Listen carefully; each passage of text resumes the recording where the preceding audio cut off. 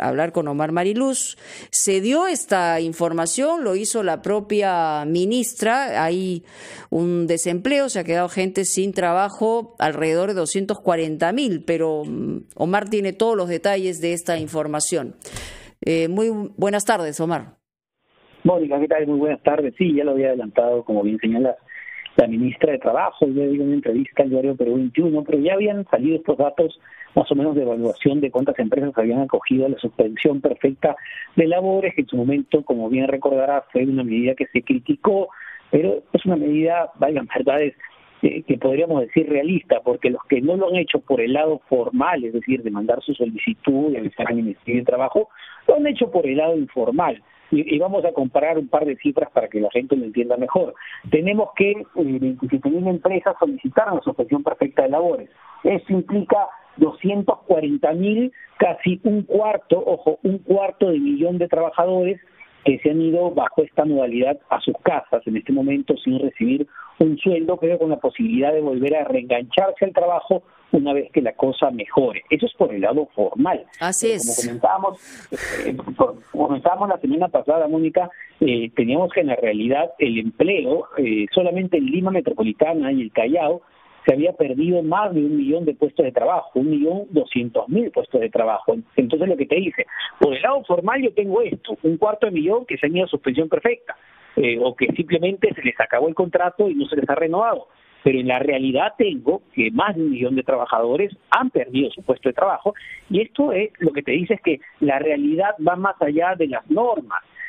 Por eso lo has conversado hace poco con Percy Alach, experto laboralista, cuando el Congreso intenta aprobar una norma que por decreto impide el despido, uno dice, muy bien, se gana el aplauso fácil, claro. Pero no se genera empleo por decreto, sino por decreto también combatimos el coronavirus, y se decreta que no hay coronavirus en el Perú por decreto.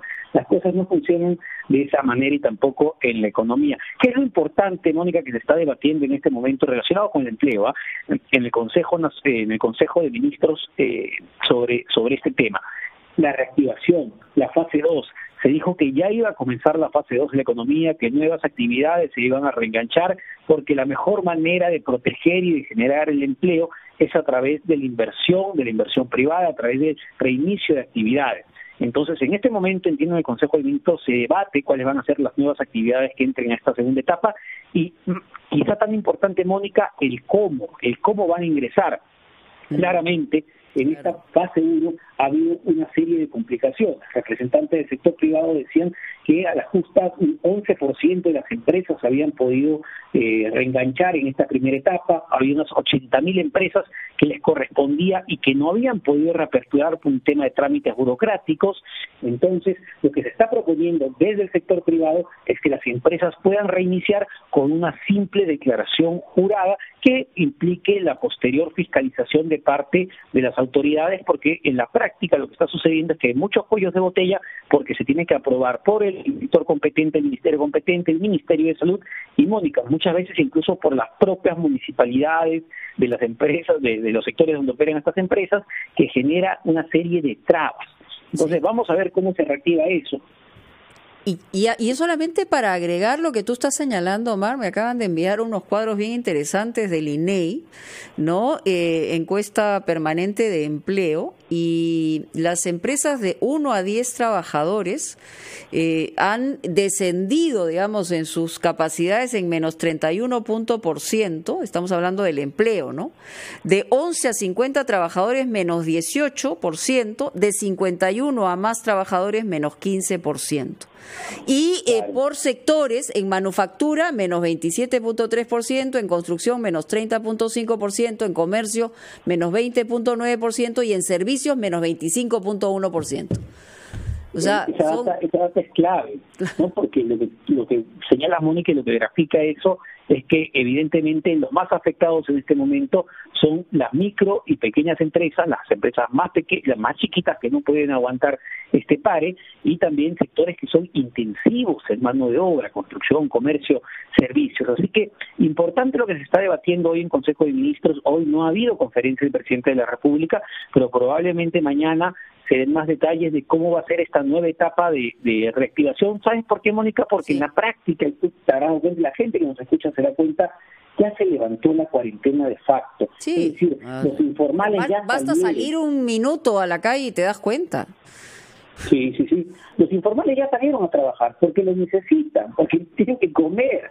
Entonces lo que estamos haciendo es ponerle trabas a la formalidad en este momento. Veamos la fórmula, es complejo, es complicadísimo, yo lo sé, de cómo hacemos ese equilibrio de evitar los contagios y evitar que la economía se desplome, pero no dejemos de lado a los formales.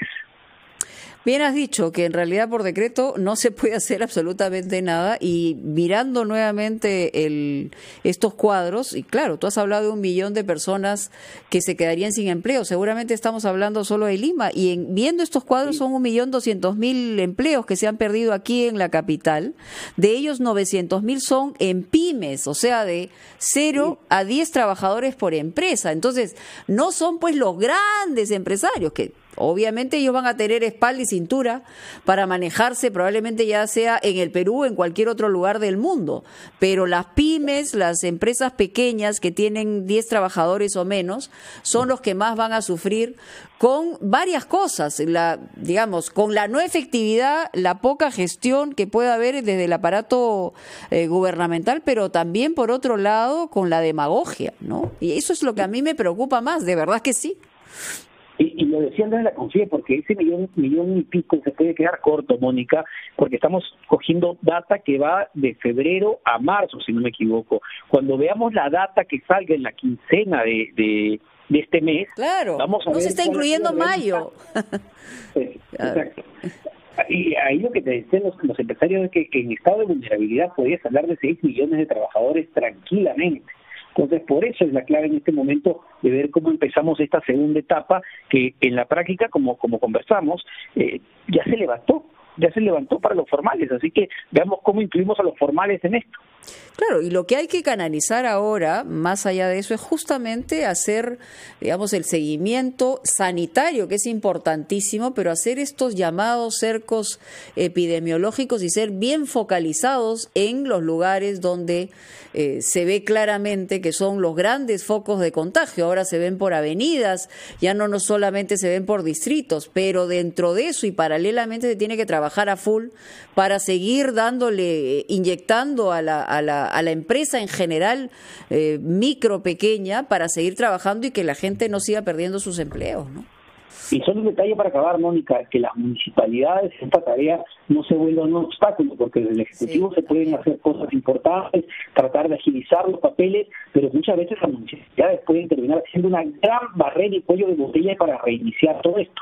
Y muchas veces o por populismo o por desconocimiento, y que es gravísimo. Muy bien, muchísimas gracias, Omar, como siempre, la información es siempre atinada y precisa. Vamos a una pausa y regresamos.